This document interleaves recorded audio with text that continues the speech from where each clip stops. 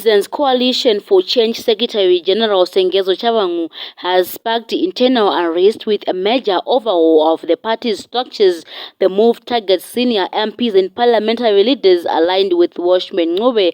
Linet Karen-Nyikore, former leader of the House in Parliament, was replaced by Maureen Kademaunga. Edwin Mushoriwa, former chief whip, was also ousted, with Charles Moyo taking his place. The reshuffle has led to factional tensions and resignations, including Mushoriwa's.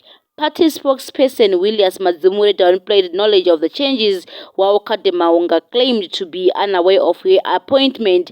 Chabangu's actions have deepened fissures within the CCC, raising questions about the legitimacy and unity of the party's leadership.